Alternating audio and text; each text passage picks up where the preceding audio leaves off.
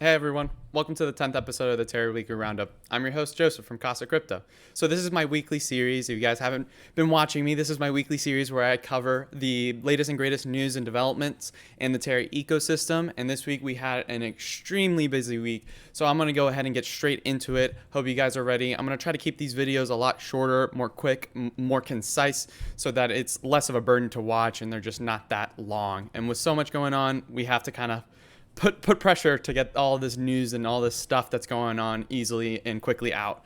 So if you guys would prefer this in written format, check out the link below in the description. It will have a link to my Twitter thread where I've compiled everything.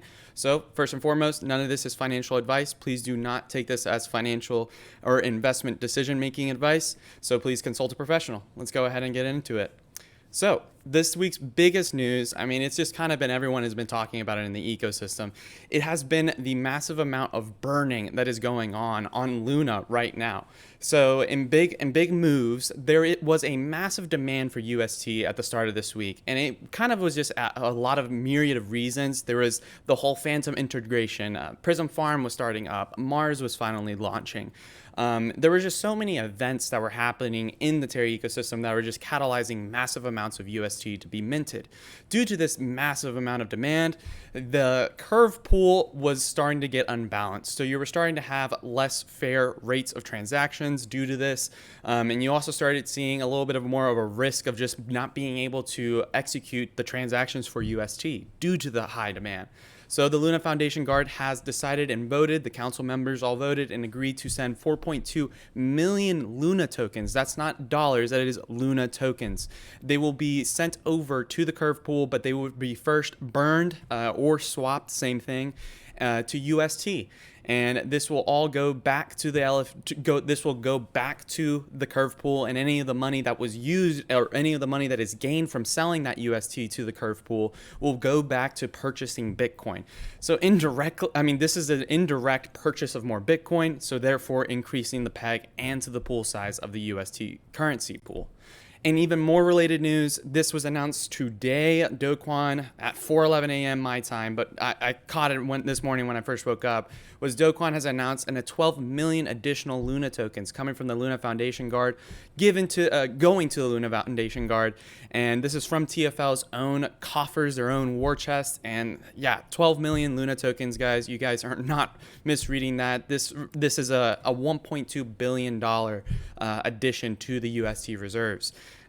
This is actually just insane. The amount of money that is going into this to essentially just comprise the backing for UST is just massive, and this was the main primary focus, as you can tell, by Terraform Labs, and rightfully so. This is, by providing a good reserve to UST, you're allowing the rest of the decentralized economy to just grow and just keep compounding and having that snowball effect of just not needing to slow down due to physical limitations of the Terra blockchain. Next up, another in preparation for this kind of stuff, Astral Money. Astral Money is kind of a new player in this debit card wars, and although they're not really truly debit card wars until you still start seeing companies competing in the same area, Astral Money has started their waitlist for the UK and European Union. So if you're a resident of anywhere in that area, you will be able to use this app. And it's a similar service to what it looks like to be Alice or Cash or Outlet Finance, excuse me. But this is going to be your opportunity to use and spend UST directly. There is a debit card, as you can see. Shout out to Donku. Very excited for this. I'm glad that we're finally showing some love for the European crew, the European lunatics. I'm excited for the day that we start seeing this implemented in native European currencies. The Great British Pound, just several more. I'm forgetting them all off the top of my head, but there's just several that should be implemented here, or the euro, and it's interesting that those aren't being used and having these mechanisms used. A little less like a broad focused approach here, but still nonetheless exciting for European prospects to become debanked. Next up is going to be, let's touch upon a little bit of some off-chain news, because we really have been broaching off on the off-chain. So the biggest one, for me at least, being interested in off-chain farms was this integration that the bridge.terra money has offered. They have integrated the ability to directly beam or bridge over your funds of UST Luna directly to the Secret Network, to Injective Labs, to Osmosis Zone, and to Axelar Core. This is all from the convenience of one little place, and it really kind of skips out on all those nasty little steps where you need to go to from one chain to the other. This is really nice if you're trying to go explore and take a deep dive in the Cosmoverse. Speaking of taking a deep dive in the Cosmosverse, there is an on-chain osmosis proposal, Proposal 172, that will enable liquid or superfluid staking. I'm not entirely sure about the superfluid concept. It seems to be really super popular in terms of like kind of the cult followers of the osmosis chain. So definitely check this out. Definitely look into what superfluid staking is. It's a very unique product that Osmosis, I believe, has been something that they've been pioneering and pushing. So it makes sense that this was coming around at the same time that we were witnessing the bridges come up alive. So definitely a great opportunity to go out there and roam and mess around with osmosis pools. Next up is a Binance Smart Chain integration, Venus Protocol. I'm not too familiar with Binance Smart Chain farms and their DeFi scene. Regardless, this is a major protocol by the looks of it. It has 144,000 followers, and they currently have a vote proposal that is ongoing to start including markets for UST and Luna. This is huge. This is a venture into Binance Smart Chain, just kind of perpetuating that. Now venturing out into Ethereum, ZigZagExchange. So the ZigZagExchange, a couple weeks back, if you guys remember, they pushed out a proposal for UST Liquidity to bootstrap their pools. And so they're back, and they're here asking for more liquidity to continue this. But this time it is going to specifically, something that I found really interesting about this thread, apologies for the blinding light, but one of the most interesting components about this thread was the fact that it's going to specifically be the bootstrapping efforts for two more chains that Zigzag wants to become the primary DEX for, the ZK Sync and also the Starknet. I'm not too sure about those, but I know that I've seen some savvy DeFi farmers out there talking about ZK and all the different roll-ups, and ZK Sync being one of the major ones. So very interesting proposal here. I can't help but think that the Oracle price feed update that happened, where it integrated the UST to USD Oracle price feeding, it wouldn't surprise me at all if that is a contributing factor to that integration at last. So let's touch on Anchor. So let's get back to the Terra blockchain. It's been busy on chain as well. A lot of protocols have been releasing stuff, and this is by far the biggest one that has happened this week. Anchor Protocol has now finally announced the governance proposal to start adding sAVAX as collateral. This is from Benki Liquid AVAX staking, I believe. Benki is a pioneer in the AVAX scene. Apparently my internet decided to stop working. But nonetheless, check out the link below if you want to check out this proposal, or just head on over to forum.anchorprotocol.com. This is going to bring sAVAX as a collateral asset into Anchor. We're very close to being able to do this, and this is huge. It goes back to the whole narrative of strengthening the yield reserve, having assets that are actually yielding and bolstering stuff, and just having things in there to help offset the major demand that we're seeing for the 20% Anchor earn. We got to keep that up. It's a flagship product. It is a flagship onboarder. And the longer we can keep that up, the longer the lifespan for apps that tap into that yield keep going and start spreading. The higher the number, the more attractive it is, obviously. So great step in that direction. Next up, let's talk about a little bit less bullish news. There was a proposition, I believe it was Prop 18, yes, Poll 18. And this is coming from a joint venture from a group of people that I actually was not aware of. So Jeff Dorman, he represents Arca. And Arca is just kind of a firm that kind of just showed up, and they're trying to propose things. And one of the things that they're proposing is specifically to restrict the amount of money that you can deposit into Anchor Earn and how much % yield you would have. This would ultimately kind of create a situation where if you are a massive whale, you would yield less in the pool. So the more money that you had in there, the less of a yield APY you would be seeing. It could go down to all the way to 17%. While this is a easily manipulable thing, and that was kind of the most prominent criticism to this, was because of the fact that it was open to attacks. You could just make several wallets and just keep depositing, and you can just avoid this rule. A lot of people dismissed this, didn't like this. And this brought up a lot of concerns in terms of voting. I don't want to say they, but Arca and the other firm that they released this in conjunction with, also they essentially just had several different big sized anchor wallets that voted and nearly pushed this through. It was a very concerning moment, and it kind of brought up a lot of discussion that I'll cover later on about voting rights and how you need to start balancing that stuff. So let's move on to Mars Protocol. Mars Protocol has launched. They have brought in mass a lot of liquidity to the Terra ecosystem. It's so much so that the nodes were overloaded. And this was during the same time that you had Prism Farm launching, you had the Phantom integrations going live, and you had Mars opening up, the next generation money market. And as you can see, there was massive amounts of demand despite those node issues. I'm sure this would have happened sooner if it wasn't for that. But in 7 hours, 5 million deposits happened into the Anchor UST leverage yield farming strategy. That is huge. And all the other pools were extremely close, with Luna UST not lagging too far behind from being closed, and Mirror UST. It would not surprise me if by now that they have already been filled. Huge thing that happened here. Pretty unfortunate that they had issues with nodes. It's really sad to kind of see that Mars Protocol, you would expect to have that like detail figured out, but I believe due to some current events that happened or unfolded, that did not flesh out. So unfortunate, but I hope that they pick themselves up and keep rolling out the innovative product that they have. So as I've mentioned before, Prism Farm has launched and is happening right now. I've been seeing people with crazy yields right here. And so this is actually the time where you can start using your amps, and your amps are going to start yielding more on top of your Y Luna staking. So if you're just trying to get some no risk, or obviously there's risk, there's smart contract risk, but virtually close to no positional risk, no impermanent loss, no hash rate attacks or hash rate losses. So this is a very great place to go deposit. I've been seeing some people posting their massive amounts of yield that they're seeing with this. So definitely a great place to go stake your Luna right now. Next up is Mars, or Astroport. Astroport kind of just released a quality of life update. So we're seeing that they've activated a Luna X, Luna LP pool. They've done some fixes on some bugs when it came to claiming your lock drop. And the most interesting for me has been the enabling of the staking of Mars UST LP. So now you can also get your Mars emissions.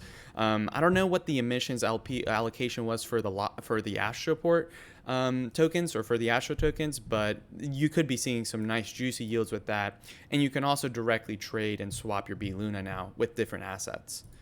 Next up, let's talk about White Whale. White Whale's kind of been in a developmental mode. First off, they did release their flash loans. So flash loans are kind of open and you can engage with them. They are still in the process of improving how you can call on those smart contracts to use their flash loan system. But regardless, flash loans have arrived. Going to be interesting to see the security of this because they do have a notoriously bad reputation on the Ethereum chain. Really important to keep an eye on there, but regardless, they've also integrated their VUST whale pool.